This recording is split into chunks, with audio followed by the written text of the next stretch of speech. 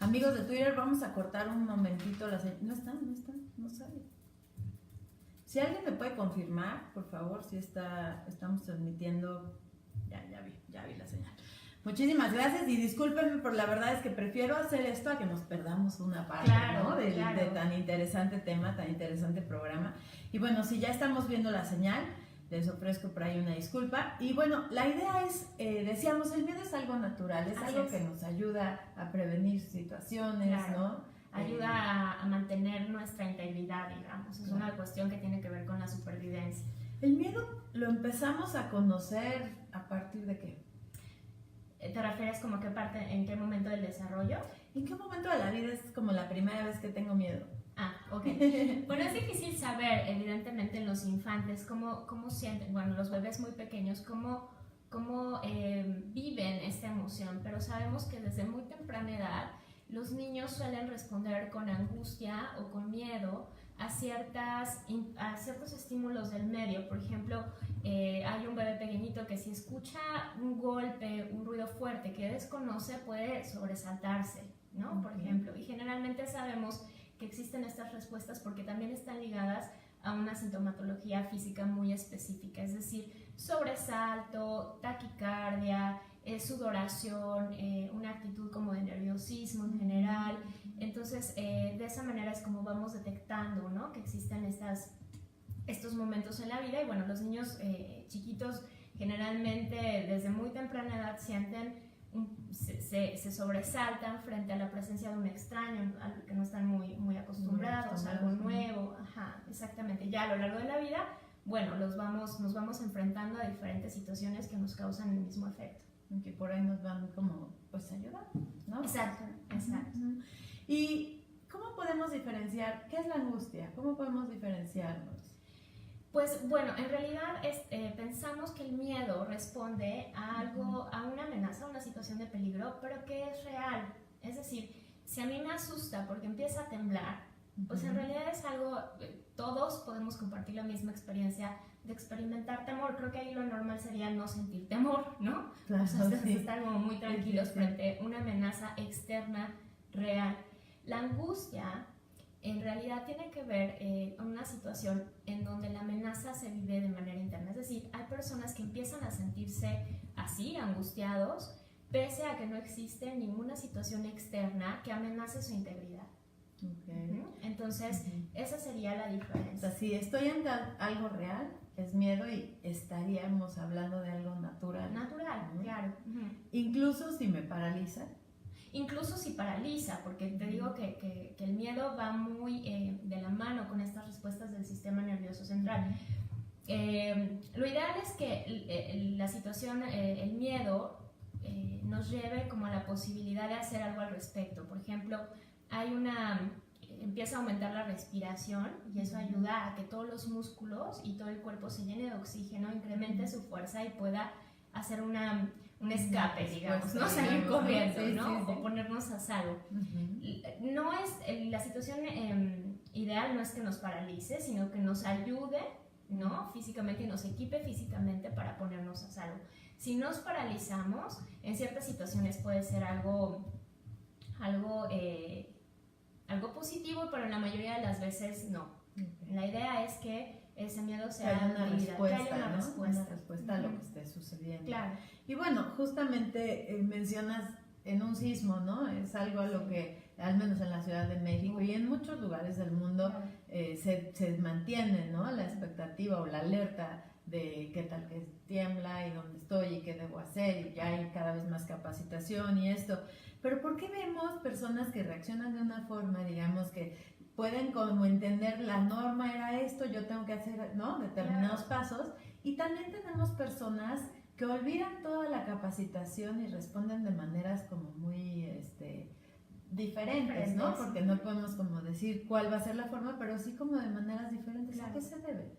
Porque bueno, el miedo también es una situación muy subjetiva. O sea, estas experiencias las vivimos de diferente manera, cada persona en particular, y eso va a depender de nuestra estructura psíquica, de nuestra historia vital, es decir, las vivencias que hemos tenido, ¿no? Como una serie de factores. Pero tienes toda la razón, ¿no? Por ejemplo, ahora frente al sismo, que fue el 19 de septiembre, pudimos observar gente, bueno, todos nos asustamos, ¿no? Todos nos llevamos un impacto, pero por ahí mucha gente le costó mucho trabajo recobrar su vida, claro, ¿no? Muchísimo. Muchísimo. Sí. Y le siguió dando vueltas continuamente en su mente, ¿no? A la idea de, va a temblar en este momento, ¿no? O fueron incapaces de regresar a sus casas, empezaron a aparecer otra sintomatología, ¿no? Empezaron a aparecer nuevos síntomas.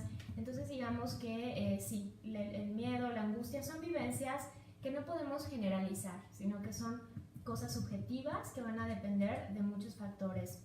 Pero que en todos los casos tienen que ver con algo real, ¿no? O sea, si está temblando, si sonó la alerta sísmica, o sea, sí pasa, ¿no? Sí, cuando ya se instala, o sea, como ya en este tipo de ejemplos que te daba en personas que ya se vieron incapacitadas a partir de ese evento, entonces ya no estaríamos hablando de miedo.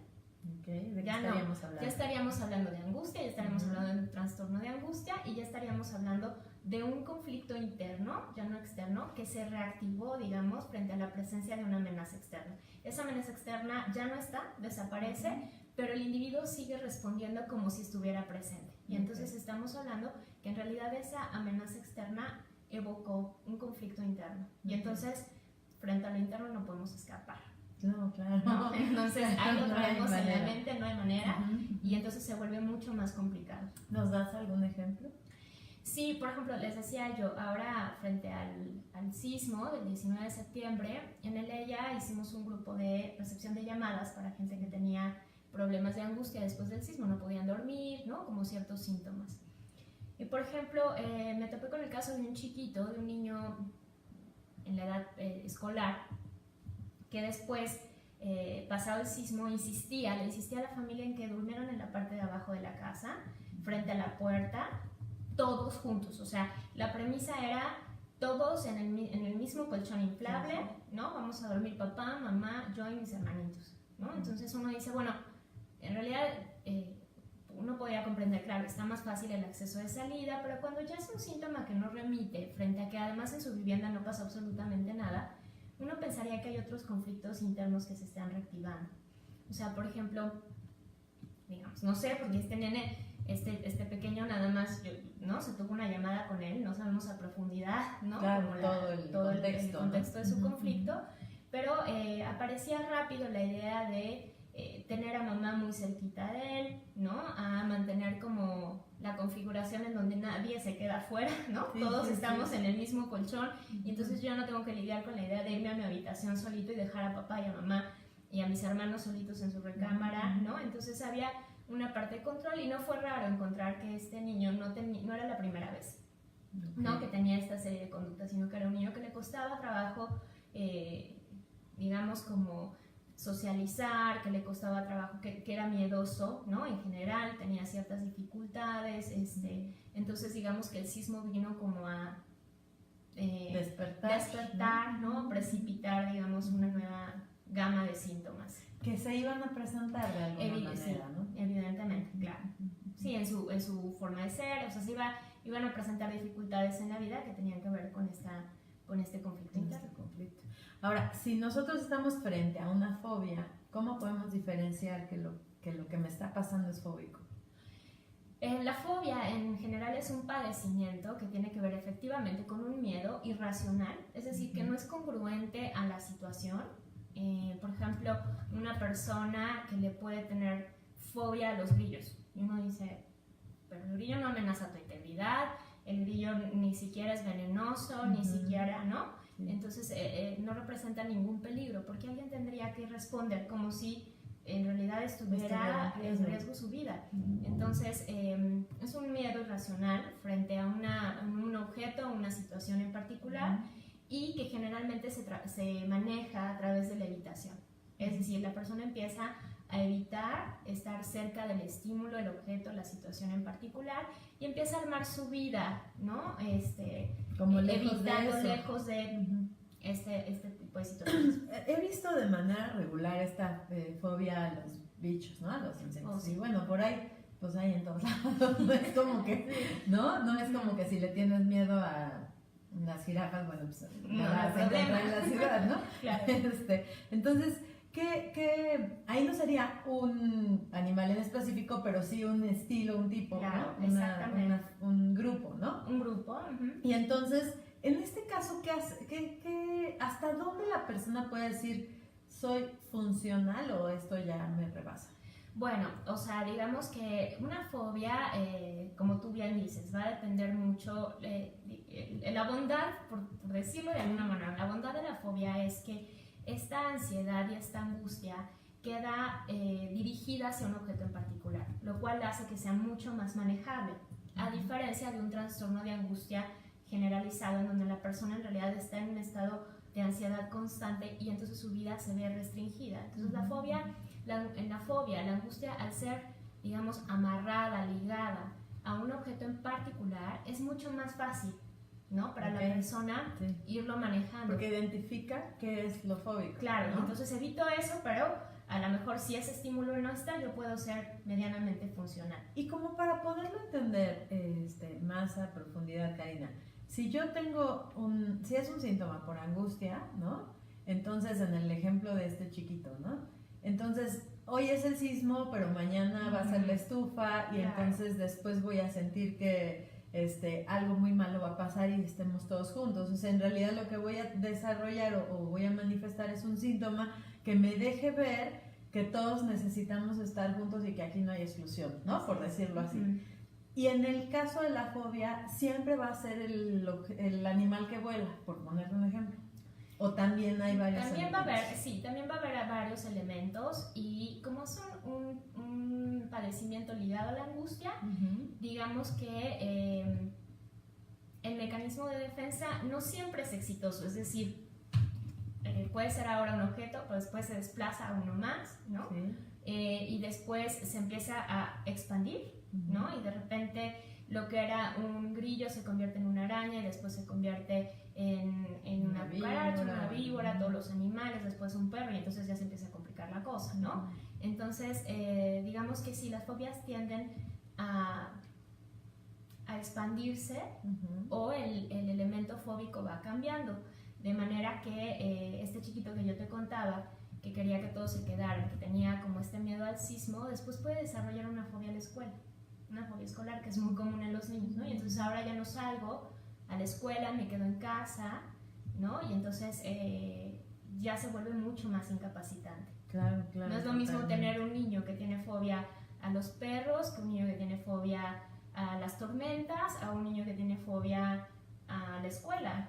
Totalmente. O al alimento, ¿no? Por ejemplo, puede haber, sí, imagina, claro, ¿no? Entonces, sí, va a depender qué tan o sea, nosotros en psicoanálisis pensamos que vamos a pensar en la fobia particular de este paciente, no la fobia en general, ¿no? Sino como este síntoma en particular, qué quiere decir para la persona, cómo se construye y cómo limita su vida.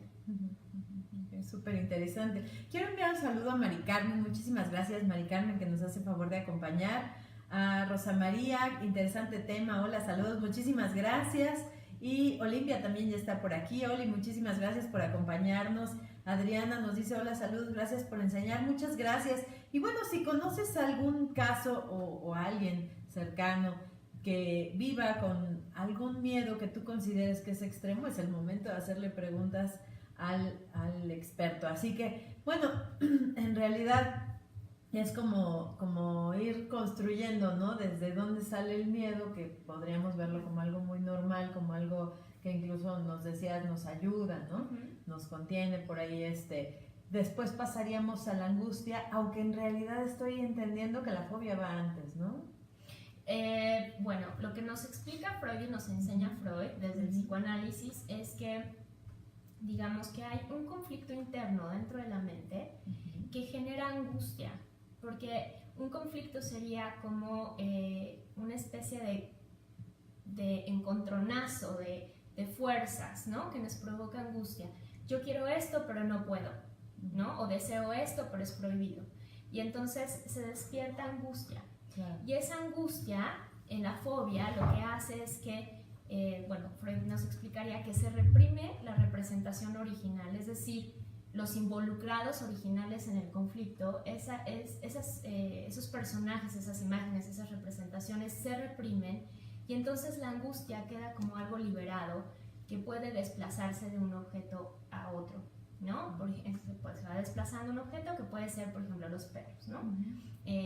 Freud tiene un lindísimo escrito que es el análisis de una fobia de un niño de 5 años, que escribió en 1909, y él va haciendo una especie de desmenuza, ¿no? Los síntomas que tiene este chiquito, y va explicando cómo se va armando, desde dónde se va armando el síntoma.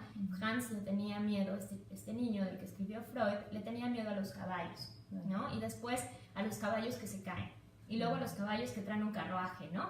Y entonces Freud va explicando, ¿no? De qué va esa fobia. Claro que pensamos en una fobia a los caballos y decimos, no pasa nada, ¿no? No es grave, pero en 1900 pues así se transforma. Claro, es decir, es como si un niño le tuviera fobia a los coches, ¿no? Claro. Y entonces ahí tendremos un problema grave. Él va explicando cómo se va armando ese síntoma, y entonces la angustia queda sujeta a una situación, un objeto, una persona en particular, que después también se puede ir desplazando. Claro. Es como muy interesante, ¿no, Karina? Ir entendiendo que no es solamente lo que de manera consciente se ve, ¿no? Se percibe o se piensa, que no hay algo de fondo que imposibilita a la persona. Y de pronto esto me gusta como aclararlo, porque a veces vemos a alguien fóbico y es como, ¡ay, qué exagerado! Claro, ¿no? O a ver, contrólate, ¿no? Mira, no pasa nada, te lo acerco tantito, ¿no? Te pongo la araña aquí y uno dice, claro. no. Le dice, no hagas eso, ¿no? Exacto, ¿no? Y entonces también como poder tener más empatía a través de entender este punto con una persona que padece una fobia, claro, ¿no? Que vive con fobia, que es algo que verdaderamente se sufre, ¿no? Sí, es un sufrimiento constante. Además, digamos, algo importante de tener en cuenta es que el problema de la fobia no es el objeto fóbico. No, o sea, ¿no? Digamos, no vamos a trabajar, en el psicoanálisis no vamos a trabajar en el perro, ¿no? Y mostrarle al paciente que el perro no hace nada, que le tenga confianza, porque ahora deja de ser el perro y después se convierte en algo más. Y va a ir como saltando, sí, encontrando maneras de expresarse. Exactamente. Entonces, lo importante acá no es el objeto fóbico, claro. Lo importante es el mecanismo que está detrás y sobre todo el conflicto. Por ejemplo, si me das oportunidad de contarte, ¿no? Sí. Atendí hace varios tiempo una chica que llegó a consulta que tenía, después de un periodo vacacional, ella era una chica universitaria, y después de un periodo vacacional, ella se ve imposibilitada para volver a la escuela. Ella dice que empieza a desarrollar mucho temor al metro, porque ella vivía en la zona norte de la ciudad y se desplazaba hasta Ciudad Universitaria. Entonces tenía que tomar metro, y entonces ella decía, no puedo subirme al metro, entre una cosa claustrofóbica. Y entonces en unas primeras entrevistas uno se interesa en el síntoma, ¿no? Y después, al principio fue el metro, y después del metro pasó al digamos, como una especie de agorafobia, claustrofobia, pero agorafobia también, a estar rodeada de gente, a estar en espacios abiertos, ¿no? Y de manera que ella termina perdiendo su lugar en Seúl, ¿no? O sea, bueno, perdiendo la posibilidad de hacer sus estudios en Seúl. Mientras uno va indagando, me fui encontrando que en ese periodo vacacional había nacido su sobrinito, hijo de su hermana menor. Estoy hablando de una chica que tenía muchas dificultades para hacer una vida más adolescente. Era una chica que nunca había tenido una relación de pareja, la sexualidad la espantaba. Y entonces, en ese inter, nace nace el hijo de su hermana menor. Y entonces, ahí es cuando uno empieza a encontrar pistas y decir, ¿no? Qué casualidad que esto empieza a gestarse en ese verano, y cuando ella tiene que... Porque esta hermana vivía en la casa de los padres, es decir, vivían los padres, vivía la paciente, vivía la hermana de la paciente y ahora el nuevo bebé, ¿no? Entonces la que tenía que salir de casa para ir a estudiar era la paciente, y entonces a ella en ese momento no le era consciente que quizá quedarse en casa era mucho más cómodo en términos de no tener que perder un lugar en la familia en donde este bebé venía a acapararlos a todos, ¿no? Donde tenía loca la abuela, etcétera, etcétera. Entonces ella empieza a desarrollar este síntoma, y uno podría pensar varias cosas. ¿Cómo el metro puede simbolizar ¿no? Este objeto grande que pasa por un túnel, ¿no? En donde genera vibración, en donde va rápido.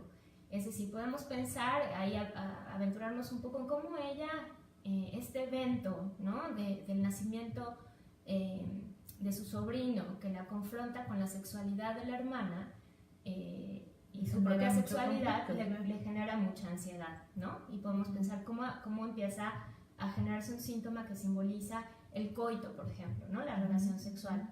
Pero también pensemos que el metro es este espacio que ya va lleno de gente, ¿no? Este espacio que internamente está ocupado por varias personas y que podría representar el embarazo de la hermana, ¿no? Es decir, y bueno, claro, llevarla al propio embarazo de la madre cuando era una niña y ella, la madre, estaba embarazada de la hermana. Es decir, ¿no? Un poco como Juanito, la fobia a la mujer embarazada, ¿no? El enojo, la envidia, todas esas emociones. Entonces el síntoma en general puede pensarse de diversas maneras y lo que nos explica Freud es que la simbolización permite que un mismo objeto, una misma situación, condense diferentes significados, ¿no? O diferentes conflictos, desde lo edípico hasta lo temprano, por ejemplo, ¿no? ¿Lo edípico es? Entendiéndolo como... Por ejemplo, lo edípico sería la sexualidad infantil, los celos, la rivalidad, y lo temprano sería más o menos como Klein nos enseña, la envidia, la voracidad, el ataque al cuerpo materno, pero digamos son términos psicoanalíticos que nos ayudan a entender cómo un síntoma tiene diversos significados, ¿no? Por ejemplo, en esta paciente en particular, que la confronta la aparición de un bebé, cómo es que nacen los bebés, ¿no? La sexualidad, la relación sexual, pero también los celos hacia la hermana, hacia el nuevo bebé. Y entonces, ¿qué pensaríamos, por ejemplo? ¿Existen formas de trabajar con el síntoma? El que te acerca la araña por ahí, ¿no? Bueno, eso me parece muy excesivo. Vámonos a uno menos dramático. Pero el que trabaja de pronto en la conducta, digamos, en el síntoma, donde trata de apoyar y que al final tiene herramientas interesantes. Exacto. Porque, bueno, a veces la fobia se vuelve algo que atenta contra la vida. Entonces ahí hablamos de priorizar, ¿no? Exacto. Y sacar a una persona de ese síntoma sí puede ser gran diferencia. Entonces, aclaro esto porque mi intención no es darle más valor a una que otra, sino entenderlas. Entonces, si se trabaja con el síntoma, si se quita el síntoma, en realidad ese síntoma se va a poner un nuevo disfraz y va a reaparecer, ¿no? Es lo que estamos entendiendo. Así es. Y la forma para que ese síntoma no se esté disfrazando y saliendo es trabajar con la enfermedad, ¿no? O sea, con lo que te molesta, con el conflicto, exacto. Claro. Y ahí es donde trabaja el psicoanálisis, ¿es correcto? Es correcto. Entonces, bueno, pues es interesante entender que si hay una fobia, si de pronto te da miedo subirte a un avión, ¿no? De tal forma que te pierdes la vacación familiar o alguna cosa así, pues podría valer la pena identificar qué está sucediendo, ¿no? Claro, totalmente. Sí, hay diferentes aproximaciones al tratamiento de una fobia. La que mencionabas es una, la de sensibilización sistemática, y es muy útil, ¿no? Porque pensemos que también en el psicoanálisis, si uno quiere entender el conflicto subyacente, bueno, toma más tiempo. Por supuesto.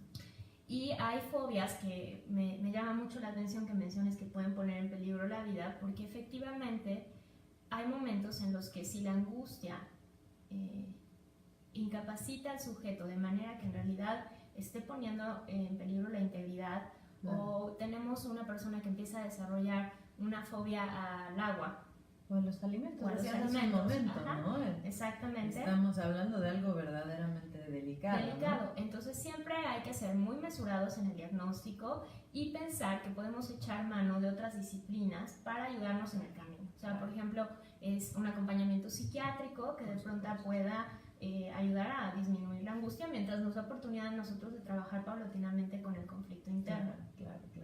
Y esa parte me encanta, Karina, porque es cada vez más, me parece, ¿no? Hablamos de este trabajo integral, ¿no? Donde podemos estar varios expertos de la salud abordando un mismo caso y no se trata de rivalizar en cuál podría ser como el mejor o no, porque ya estaríamos además cayendo en otras cosas, ¿no? Por eso me da risa. Pero que al final del día es muy interesante pensarlo así, ¿no? O sea, no se trata que si mi hijo, mi sobrino, mi vecino, bueno, el vecino no me haría cargo, pero alguien con quien tú puedas tener injerencia en qué van a hacer o cuál es el tratamiento ideal, pensarlo, ¿no? O sea, si tiene una fobia, estamos hablando de un conflicto. Así es. Y si hay que viajar el próximo fin de semana, por ahí una terapia puede ayudar a ese viaje, a esa situación ¿no? específica. Pero hay que resolver el conflicto, Así ¿no? es, porque totalmente. si no, este niño ahorita tiene miedo, un temor, digamos, una fobia menor, por llamarle de una forma, pero después se puede convertir en algo importante, ¿no? Totalmente, sí, siempre es como pensar que como expertos en la salud, en el tema de la salud mental, vamos a tener que construir un traje a la medida del paciente, de ese paciente en particular, ¿no? Quien sea, qué es lo que le viene mejor a ese paciente en ese momento en particular, cómo lo podemos ayudar mejor. Claro. Y eso nos aleja totalmente de cualquier generalización, claro, ¿no? claro. De cualquier cosa abarcativa que queremos hacer, porque es la fobia de, ¿no? En específico de alguien, cómo se gesta, ¿no? Qué conflicto interno se está jugando. Y no olvides darte cuenta de algo bien interesante, porque nos dice Karina, ¿no? O sea, la fobia es un síntoma, o sea, en realidad no es la araña el problema, ¿no? Y si uno termina de entender esto, creo que tenemos muchas oportunidades de trabajar, ¿no? De trabajar a fondo en, por supuesto, lo que esté despertando ese síntoma y todo lo que nos ofrece, ya sabemos, claro, la terapia psicoanalítica, que no solo vas a trabajar ese conflicto, por supuesto lo vas a abordar, pero además vas a tener todo un abanico de conocimiento sobre ti mismo, ¿no? Que finalmente eso es algo maravilloso. Vamos a hacer una pequeñísima pausa para escuchar piano en vivo con Amaro. Y bueno, pues estoy en entrevista con la maestra Karina Velasco. Ella es psicóloga por la Universidad del Valle de México, es maestra en psicoterapia psicoanalítica por Centro Eleya y actualmente es cocoordinadora del Diplomado de Trastornos de Alimentación y Adicciones. Es maestra adjunta a nivel maestría de las materias Klein 1, Postkleinianos 2, Técnica Psicoanalítica 2 y 3, Postkleinianos 1. Es docente a nivel licenciatura de las materias de Psicología Laboral 1 y 2 y Teorías del Desarrollo Temprano 2. Maestra adjunta a nivel licenciatura de la materia Enfoques Dinámicos de la Personalidad 2. Maestra invitada para clase muestra de Psicología Laboral en el curso Descubre la Psicología. En un momento regresamos, no te vayas, estamos hablando de un tema muy, muy interesante que tiene que ver con fobias, y las fobias de pronto pueden afectar nuestra vida, así que vale la pena escuchar esto. Regresamos en un momento, no hacemos corte, no te vayas.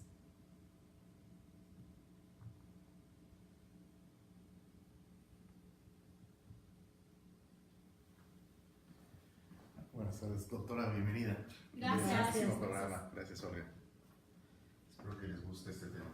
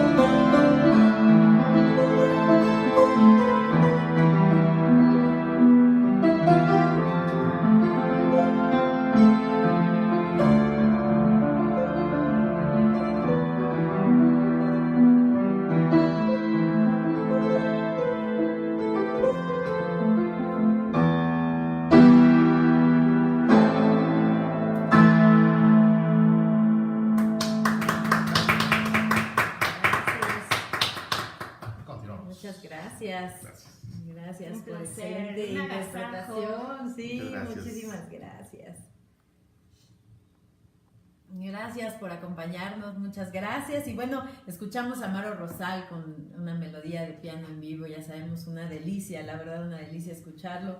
Muchísimas gracias, Amaro.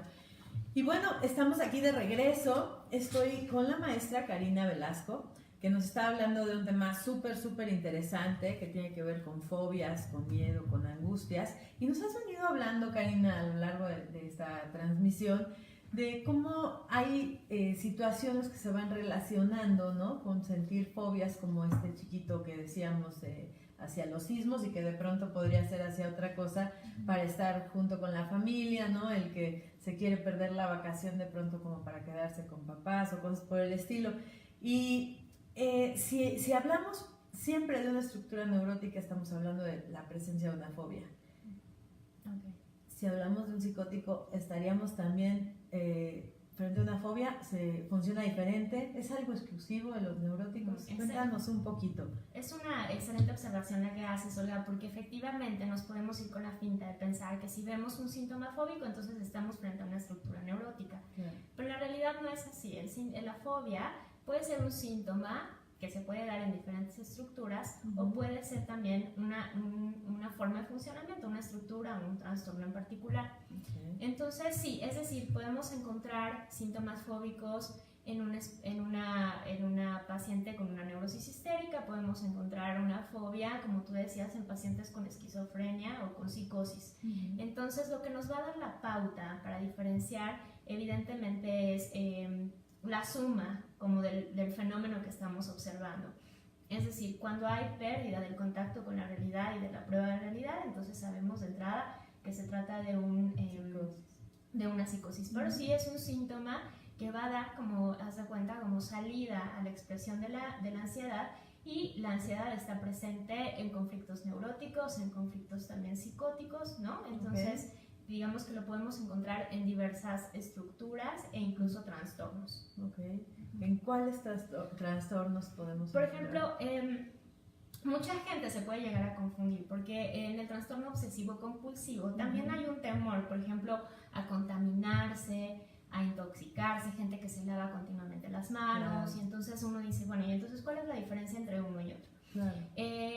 Estamos hablando de que en el fondo, ¿no?, hay un conflicto psíquico interno, ¿no? O sea, hay una serie de emociones que no están pudiéndose elaborar y que generan angustia. Inconscientes, por supuesto.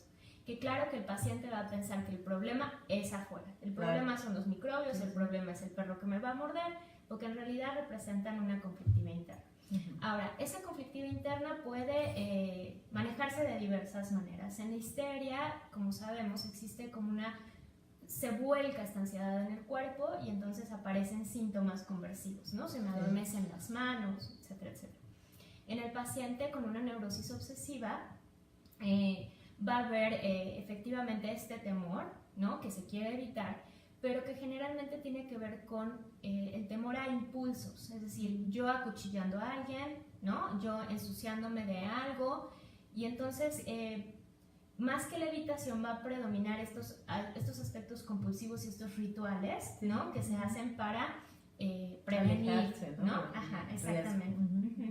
Y entonces esa sería como la digamos que una forma de verlo va a ser la compulsión, ¿no? La repetición del acto. Si estás frente a una repetición, estás más como en el obsesivo compulsivo. Claro, ¿no? La cavilación constante, ¿no?, de la planeación, la rumiación, ¿no? exacto. Ahora nunca podemos ser tan tajantes porque en la mente, digamos, confluyen, ¿no? Entonces los modelos que nos presenta la psicodinamia, la psicopatología, los modelos de Freud, de otros autores, nos van a dar como una especie de esquema y estructura para pensar. Pero cuando ya estamos en el paciente, vamos con el paciente, ya vamos a encontrar un poco de, ¿no?, poco de defensas obsesivas, vamos a encontrar angustia, ¿no? Entonces se vuelve mucho más complicado en la clínica. Claro, y cuando estamos frente a los pacientes paranoicos, ya sabes, con esta sensación de que algo muy malo va a pasar, de que me siguen, de que me observan, de qué tal,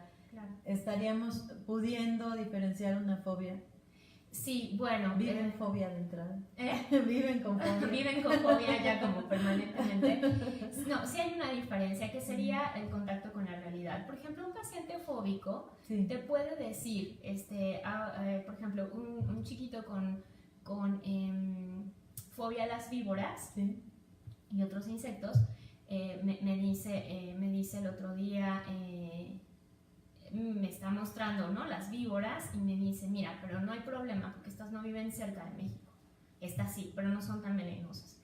Pero en realidad yo sé que acá no me las voy a encontrar, ¿no? Entonces, él sabe, ¿no? Él mantiene la prueba de realidad y él sabe, si lo piensa, que no es un peligro tan real, ¿no? Pero que, bueno, no puede evitar tener temor a este animal en particular. Claro, y ¿no? esa parte como puntualiza también el poder identificar eso que me da, que es lo fóbico, ¿no? Claro, un paciente paranoico me diría, en realidad, me quieren matar, ¿no? Hay un complot y por ahí me avientan la víbora, pero ¿no? Va a subir al coche y va a estar lleno de tarántulas. De víboras alrededor, que alguien quiere hacerme daño. Exacto, ¿no? ¿no? Ajá. Donde no hay realidad, no hay contacto con la realidad. No hay contacto con la realidad. Y bueno, es súper interesante también como poder entender esta parte porque ciertamente cada paciente, digamos, cada caso es un caso particular y como poder entender también esto me parece interesante, ¿no? O sea, uno puede estar socialmente hablando frente a alguien que claramente pudiera estar mostrándonos que tiene una fobia, ¿no? Pero eso no querría decir que no se deba pensar de una manera mucho más compleja, ¿no? Claro. O sea, no solo en el conflicto neurótico, ¿no? Sino más allá de esto, ¿no? O sea, puede estar acompañado de cualquier cantidad de elementos que cada vez más lo incapaciten, ¿no? Exacto. Entonces el abordaje tiene que ser mucho más profundo. Profundo y complejo, por supuesto. Claro. Tienes a decir algo muy importante, porque si tenemos, nuevamente, ¿no?, la idea de si conocemos a alguien con una fobia, que puede ser medianamente común, y lo escuchamos hablar, no podemos pensar que el problema es ni el objeto, o que que la fobia es que si eso se elimina, digamos, como que ya se resolvió la vida, ¿no? O sea, que ese es el problema. Ya, lo superamos. Es mucho más complejo que eso, y el diagnóstico siempre, el diagnóstico a lo largo del tiempo, ¿no?, nos va a ayudar mucho más que una impresión diagnóstica que uno puede hacer en un momento, porque podemos encontrar, claro, un conflicto de la sexualidad infantil, digamos, pero también algo que tiene que ver con ansiedades tempranas de separación, ¿no?, ansiedades catastróficas, y entonces, bueno, se va complejizando. Mucho. Ahora, ¿estos niños van a ser adultos fóbicos o existe el adulto fóbico de entrada, ¿no? Es decir, estamos muy acostumbrados a pensar en una fobia y relacionarla a un pequeño, ¿no? Claro. Es decir, bueno, claro, él piensa que se aparece el monstruo y entonces va a llegar y mejor se va a dormir con papá y se acabó el problema, ¿no? Así es. Pero hay adultos, ¿no? Existen adultos. ¿Qué pasó con ese adulto? ¿Se convirtió en adulto siendo fóbico? ¿La fobia pudo nacer en la adultez? Cuéntanos un poco cómo podemos pensar esto. Eso es igual, ¿no? Es un punto muy, muy interesante, porque tendemos a pensar eso, porque las fobias son sumamente comunes en los niños, son algo realmente que escuchamos continuamente. Y hay niveles de gravedad, ¿no? Hay chicos que le tienen, como decíamos, miedo a los perros y un poco se hacen así de ladito y uno dice, pero ¿cómo? ¿No? O sea, ¿a qué le tendrá miedo? ¿No? O sea, ¿qué te espanta el perro? Que me muerda, ¿no? Hay como esa sensación. El perro a lo mejor no lo va a morder, pero digamos, en los niños es muy común estos temores, pero en la adolescencia también. En la adolescencia también, digamos, quizá dejan de tener miedo los chicos a cuestiones tan concretas como un animal o un insecto, y se convierte en una fobia social, en donde temen hablar frente a público, en donde, o jugar algún deporte, ¿no? O piensan que no se suben a una bicicleta porque se van a caer. Generalmente tiene que ver sobre todo con cosas, con su desempeño físico académico, ¿no? O que los vayan a rechazar, por ejemplo. Y en la adultez también tenemos diferentes tipos de fobias. Nunca pensaríamos, quizá la fobia apareció en ese momento de de la vida en particular en la adultez, pero jamás pensaríamos que ese es su origen, Claro. ¿no? O sea, tendríamos que remontarnos y probablemente encontraríamos que se trató de un niño que tuvo alguna situación de ansiedad ansiógena en la infancia, ¿no? Ok. Como estos niños tímidos, aislados, temerosos, con dificultades en las relaciones con los demás. Pero generalmente tendemos más a ver en la adultez el carácter fóbico.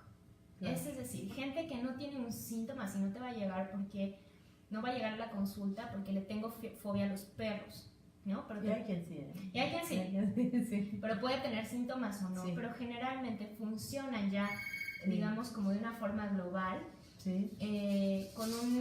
con temor, con un intenso temor a hacer cosas nuevas, a enfrentarse a diferentes situaciones y también con esta especie, con este particular mecanismo de evitación.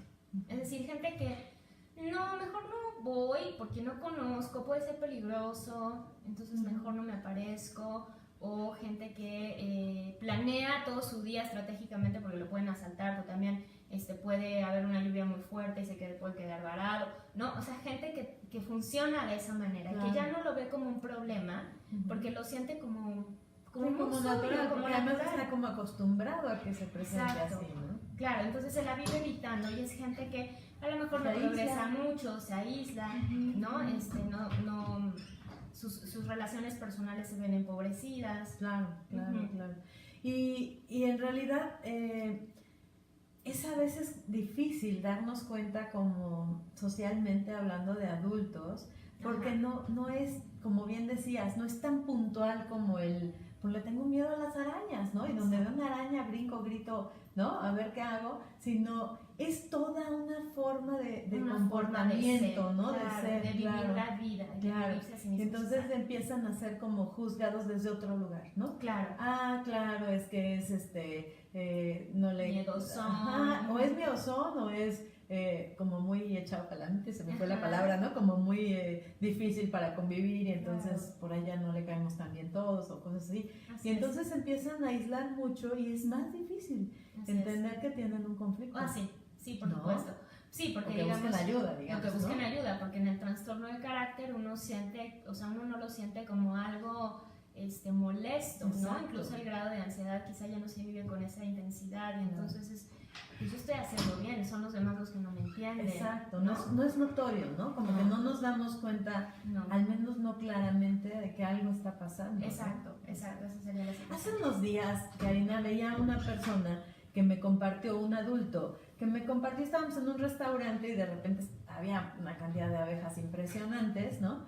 Y como suele suceder, llega una abeja y la mesa se paraliza por aquello del piquete, pero no pasa mucho más. Y este adulto brinca de la mesa Ajá. y es toda una reacción fóbica, ¿no? Y entonces de repente me dice, es terrible porque yo sufro bullying, la gente me molesta porque yo de verdad no puedo con los bichos, ¿no? Pero estaba con una ansiedad pues, notoriamente, ¿no? Claro. Pasándola mal, sufriendo, pero me llamó mucho la atención y me pareció muy interesante la palabra, ¿no? O sea, yo estoy ya sufriendo esto porque la gente no me lo cree, porque me lastiman, porque me molestan, por ahí me violentan con este tema, ¿no? Claro. Y esas son situaciones que pensaríamos más en un menor.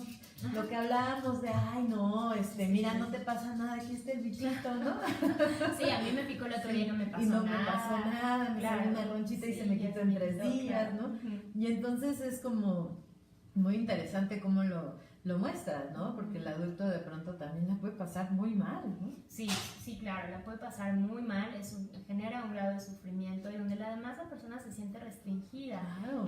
Si pensamos en una estructura neurótica, va a haber esta sensación intuitiva de que esa ansiedad perturba, ¿no? Claro. De que algo pasa internamente. Entonces sí, digamos que tenemos que ser un poco más sensibles socialmente y pensar que no es cosa de niños, ¿no? Digamos, Exactamente. que es un conflicto interno, Exacto. independientemente en el momento en el que lo vivamos o lo observemos en algo.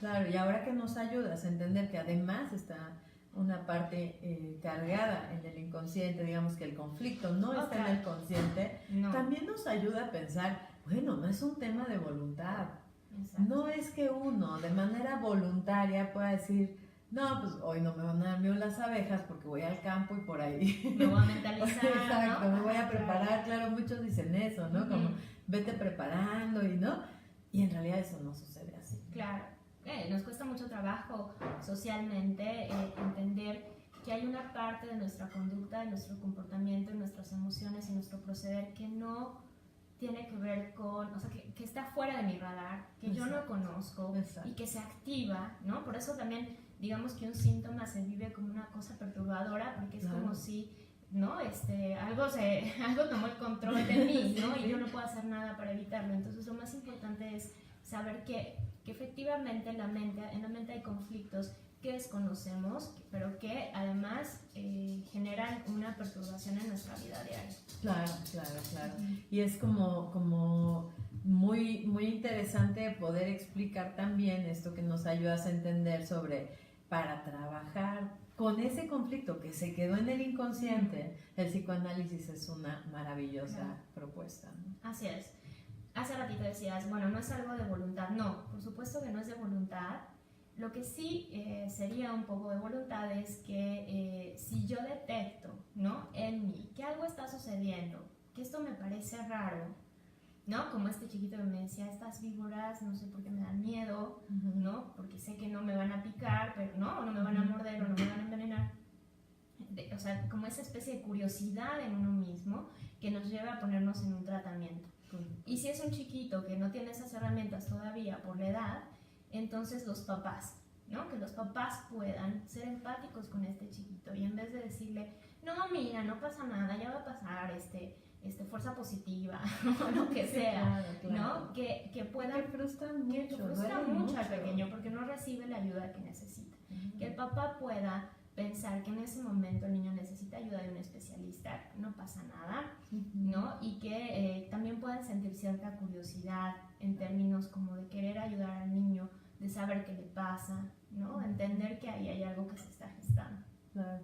Y me gusta mucho la observación que haces, ¿no? El niño termina dándose cuenta que hay algo por ahí que no le termina de hacer sentido, claro. ¿no? Y a mí me gustaría como pensar en un adulto, por ejemplo, este caso de las abejas, hay una parte interna, ¿no? Donde dice, sí, yo sé que está mal, ¿no? O sea, con enojo, ¿no? Por ahí con ira de, sé que está mal, pero no lo puedo controlar, ¿no? Y entonces no podemos controlar el síntoma, eso es un hecho, ¿no? No podemos resolver solos el conflicto, pero sí podemos buscar ayuda, ¿no? Sí podemos buscar ayuda. Sí podemos buscar con quién entender cuál es el conflicto que tenemos interiorizado, que evidentemente no habla con nosotros de manera directa, digamos, ¿no? Y cómo pues una terapia psicoanalítica puede ser una respuesta a esto, ¿no? Claro, sí. Digamos que, por ejemplo, en el caso que pones de las abejas, lamentablemente no es algo que a lo mejor lleve mucha gente a consulta, ¿no? Porque pues no vas, o sea, no convivimos con abejas todo el tiempo. Fueran coches como Juanito, otra cosa sería, ¿no? Bueno, en ese caso ya varios.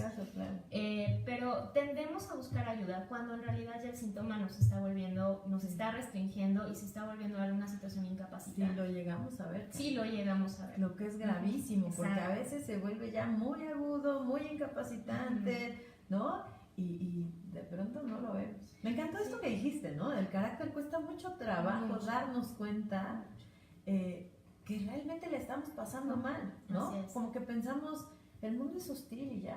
Claro, y bueno, en la Ciudad de México tenemos todos los argumentos habidos y por haber para defender las distancias, el tráfico. La inseguridad. Exacto. No salgo porque el tráfico, la gente maneja muy mal y entonces no manejo.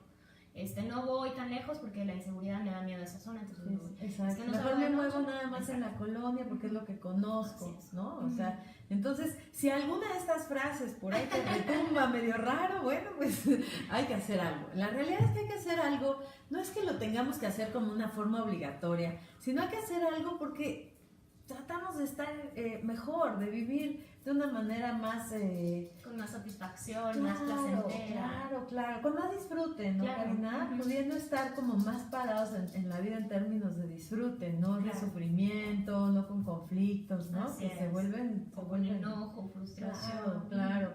Me encanta que por ahí nos decían, alguna persona decía que me gusta mucho, ¿no? Todo lo externo es un reflejo de lo interno. Entonces, si las cosas andan muy mal, ¿no? Si la ciudad está muy mal, si el clima es muy malo, si salir es malo, pues algo no está muy bien adentro, ¿no? Algo no está del todo bien adentro.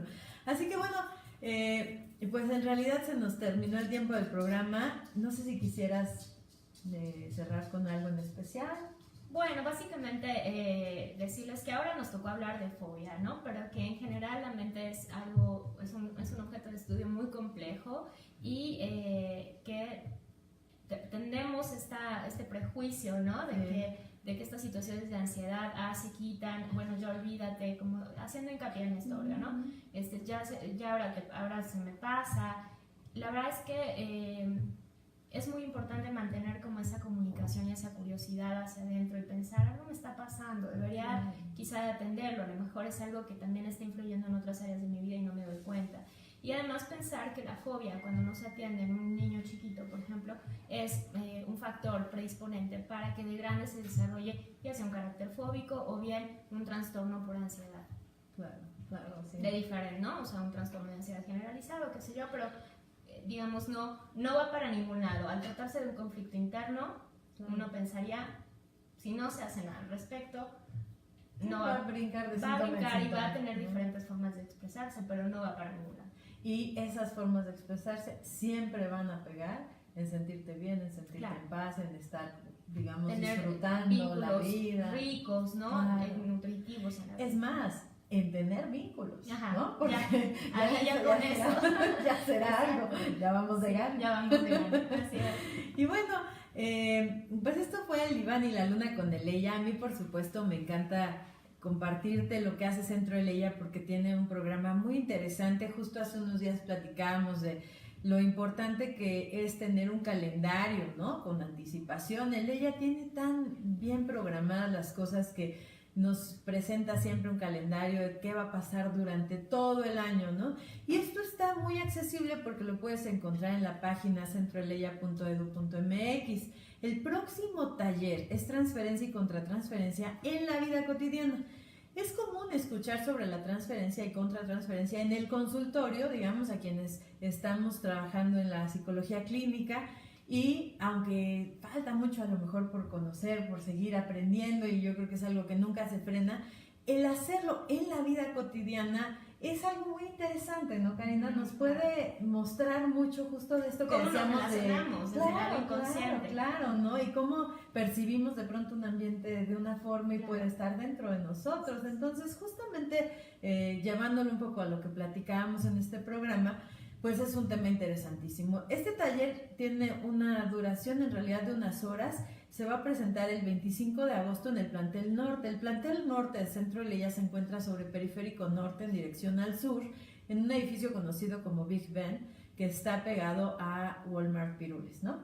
Entonces, no se lo pierdan. El tema es que se llena muy rápido hay bastantes lugares, llenan bastantes salones y un lugar de conferencias grande, pero se llena muy pronto, así que aparta tu lugar inmediatamente. Sábado 25 de agosto, de 10 de la mañana a 1 de la tarde, y en el plantel sur, que se encuentra en Plaza I, es el 1 de septiembre. Así que, bueno, ¿qué es lo que se va a ver en este taller? ¿Cómo influyen las motivaciones inconscientes en nuestras relaciones con los demás?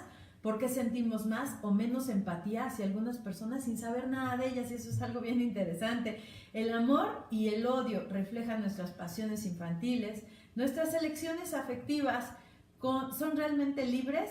Lo que hablábamos un poco de los vínculos, ¿no? Entonces es como muy interesante y lo va a dar alguien que yo, por supuesto, admiro muchísimo y respeto mucho, que es el doctor Gabriel Espíndola, que ha estado aquí en el Diván y la Luna con Eleya, el director del Plantel Norte. Así que va a ser un súper oportunidad de escuchar al doctor Espíndola, que es de verdad una maravilla escucharlo. No te lo pierdas. Y por supuesto recordarte, la licenciatura en psicología está en Centro Eleya, la maestría en psicoterapia psicoanalítica y el doctorado en psicoanálisis. Para conocer un poco más sobre la maestría hay un curso sin costo de 3 días donde, bueno, en realidad puedes tener un panorama muy, muy amplio de qué es el psicoanálisis y poder identificar si eso es algo como lo que tú estás buscando o descubrir que es algo que te apasiona, que a muchos nos ha pasado a través de ese curso, ¿no? Así que muchísimas gracias, te doy los datos de Centro Eleya. El plantel norte tiene un teléfono, es 5370-9648 y el plantel sur 5661-2777. Ya sabes, esta información la vamos a publicar en nuestras redes sociales y en la página de frecuenciainteractiva.com. Delia Torres, muchísimas gracias por las felicitaciones. Olimpia Rosales, muchísimas gracias. Les mando un muy, muy fuerte abrazo. Gracias a todos los que nos hicieron favor de acompañar. Gracias a Centro Eleya por compartir. Y para ponerte en contacto con la doctora Karina Velasco, el correo es caribelcota, también lo vamos a poner en las redes sociales, caribel de Velasco, v, ¿no? cota, @gmail.com. Así que te agradezco muchísimo la participación en el panel, la presencia en este programa. Si te gusta, compártelo, lo repetimos este martes, que es programa El Diván y la Luna con Eleya. Karina, no sabes cuánto disfruté esta entrevista. Ay, igualmente. Te agradezco muchísimo. De verdad, entre la música y el tema. Gracias. Y la conversación contigo, que siempre es muy amena. Súper interesante, súper interesante. Ojalá puedas estar de regreso por aquí. Con gusto, me encantaría. Muchas gracias. Que pases un excelente domingo, disfrútalo mucho. Nos vemos el martes en programa grabado. Que tengan buena tarde.